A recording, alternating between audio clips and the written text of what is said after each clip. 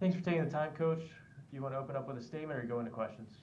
Yeah, we'll just follow up with an opening statement about Shaq's injury. I am unfortunately able to confirm that it is a fractured fibula, and he did have a successful surgery this morning. He's doing well, but he will likely miss the remainder of the season. So a tough loss.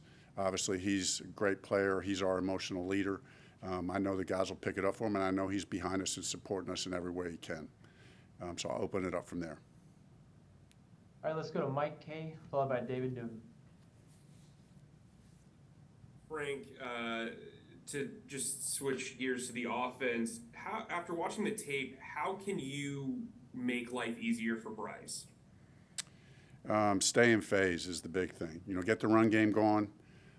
Felt like in week one we did a good job with the run game. We were able to stay in phase for the most part, 150 yards rushing. That's always a very good day. But in week two, we just got out of phase early, and it was a weird game from that. I think we had 25 plays in the first half. The last 13 plays of the game are 2 minutes, so you almost have to take those last 13 plays out. That leaves 49 plays. And then in those first 25 plays, I think there's, if my memory serves me correctly, there's 8 first and 10s, and then there's 8 what I would call out of phase calls: first and 15, first and 20, second and 14, second and 9, second and 9. We have to stay in phase. So that's the number one thing. We got to, so that we get to manageable third downs. Get the run game going, like we did in week one. And then stay in phase, and then and then we got to execute. We got to continue to execute and not set ourselves backwards. Coach, having said that, how much does that have to do with the protection Bryce is getting and the run blocking? I mean, it has. Yeah, I mean, every play, everybody's assignment is critically important. So, again, yesterday there was plenty of positive examples of good blocking, run and pass, but some things we need to clean up, and things I believe we will clean up. I believe we have the players and the coaches to get those things cleaned up. It's still early. It's we got to own and accept the loss that we put up. I'm the head coach, so that starts with me. But we're also very confident and optimistic that we'll get things right. And the follow-up on Shaq, kind of what is the plan moving forward without him, excuse me? Yeah, no, fair question. We'll probably address that as we go here this week. Scott and I have talked. I've talked with EJ, at length. We've talked about that plan, but not ready to lay out exactly what that's going to be at this point. Could it be an addition of a player bringing in? Is there somebody you're looking at, though? Is that a possibility? You feel like that'll be filled within the roster? We'll look at all options. We have an initial plan in mind, and we'll sit. Right. I mean, it's obviously a pretty quick turnaround here. So, I've had initial conversations, and I know you guys can understand. We want to double and triple check things and confirm things before we move forward. Thanks a lot. Appreciate it. You're welcome. All right, let's go to Darren Gant, followed by Joe Person. Frank, there were a couple instances yesterday where you brought Andy Dalton onto the field for short yardage situations. One was a play, one there was a penalty pre-snap. Is that going to be the plan moving forward? And how, given Bryce's size limitations, do you guys think conceptually about short yardage running? Yeah, that could be part of the plan. It's always a week-to-week plan, right? Every opponent is a different opponent. So that'll be a weekly decision. Andy's a very experienced guy. So, if we're bringing him in there to do whatever we're bringing him in there to do, we feel like he'll do a good job of it. That's not unprecedented by any stretch of the imagination for me. I mean, it was 1 year previously, that we had Jacoby Brissett.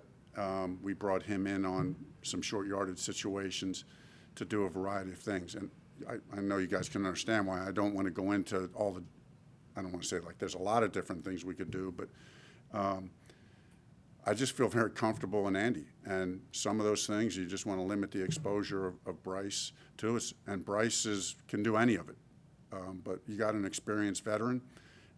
There's no golden rule that says he can't come in and play a couple plays in the game. I mean, look what the Saints did. I mean, I know Taysom Hill's a different story, but why not do that to a lesser extent if it can be utilized in a positive way?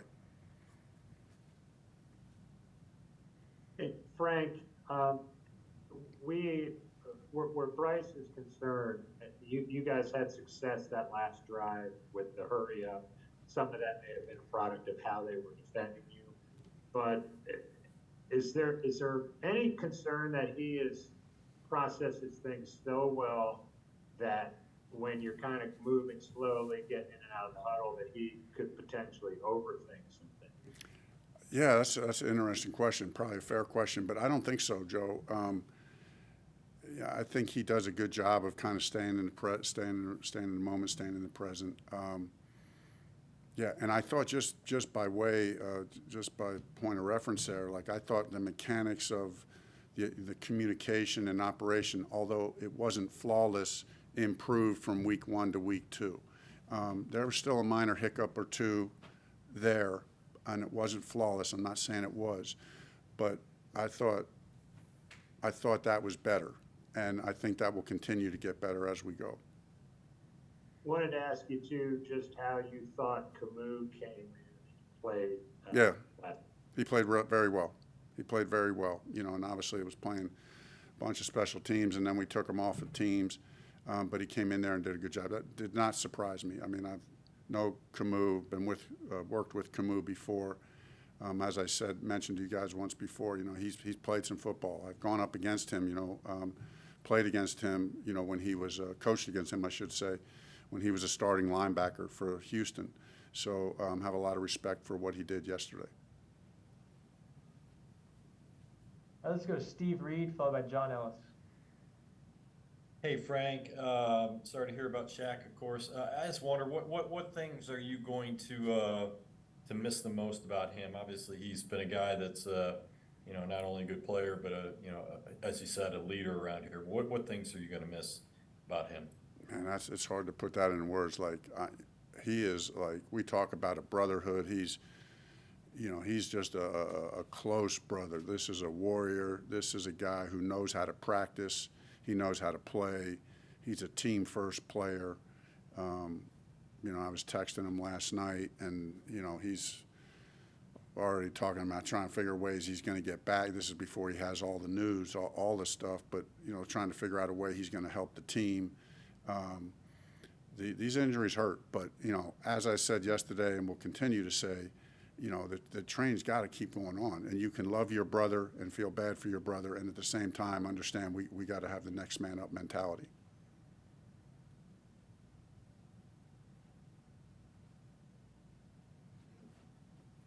John, I think you're on mute. Yes, I am. Sorry. Frank, how you doing? John Ellis. Hey, John. Frankie Luvu has been, as you mentioned, you said earlier in the training camp season, maybe the steal of the century. I don't know what the quote was. But I thought, personally, he had one of the best linebacker games I've seen in a long time for this team. Talk about not only the fundamental part of his game, but the energy he brings now with Shaq out, especially how important that is to your unit there. It's a big deal. As you said, he does have this, he has this energy about him that is infectious. It's contagious. We all recognize it. We all feel it. He's a very smart player. This guy is wicked smart.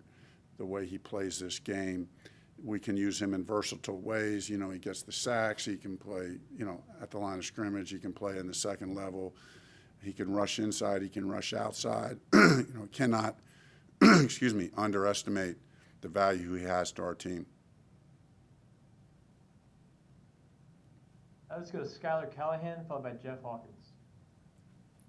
Hey, Frank, I think Laviska's had like 5 touches in these first 2 games. I know you have something that you were really excited about in the preseason. Is that just a factor of not being able to get ahead of the chains and getting into the flow of the offense in terms of his touches? That's a little bit of a factor, but we got to do a better job. We as coaches have to do a better job of, finding a way to get him a few more touches. You saw the one run yesterday. He made a great individual effort on the run. And there was stuff up for him, I can assure you that, here and there. Some of it, especially in week 1 and to some degree in week 2. But, yeah, we have to continue to find ways to get Laviska involved. Hey, Coach Jeff Hawkins. Good morning. Hey, Jeff. During the offseason, you spoke of how you liked the tight end room. Are you concerned with the number of targets they're receiving? No. I mean, 2 games into it, obviously Hayden was the leading receiver in week 1, if I recall correctly. So yesterday was, yesterday not so much the case. But we'll continue. I think we'll need to feel that out over time. Like I said, tight ends have played a significant role in our offense. We're going to spread the ball around. And some of it is, we're going to spread it around. We get to know the players better and better, get the feel for Bryce and what he likes and how he likes to utilize those guys. That's why this has all been very valuable. We're learning on the go, but we're also, got to find ways to play winning football as we're moving forward. All right, we got time for a few more. Let's go to Mike K and finish with Vashti Hurt. Frank, we saw a pretty big drop off in Jeremy Chin's playing percentages in this game. Obviously, the Saints dropped back a lot more. How much did that factor into his usage, as well as wanting to get Troy Hill involved and also Shaq kind of being out as well? I'm sorry, Mike, the first part of that. We saw a pretty big drop off in percentages. Obviously, you guys played a lot more plays on defense this week. How much of a factor how much was the Saints passing game a factor in that, as well as Shaq obviously being out after the first quarter and wanting to get Troy Hill kind of more involved? I think it was a combination of things. As you said, I thought, early on in the game, I thought our defense, we were playing lights out. Obviously played great red zone defense. We played good red zone defense, and we limited explosives. Carr found a way to, make a few plays here and there, some short dink and dunks to keep a few things alive, and then obviously hit the 2 big plays in the second half. So, hey, listen, we knew we were going up against a guy, in Carr, and there are weapons as receivers that, they're going to complete some balls. So I think it was a combination of those things. Hi, Coach. I apologize if it's noisy in the background. It seemed that the receivers had a bit of issues with getting separation. Is that something that you work on during practice, or how do you fix that issue with getting separation so that Bryce can find open pieces downfield? When I look back on the tape from this game, there's certainly going to be corrections with the receivers on a couple things, but I thought the route running, obviously, right, we're always going to say, I can coach better, everybody can play better, and a couple of the routes can get better.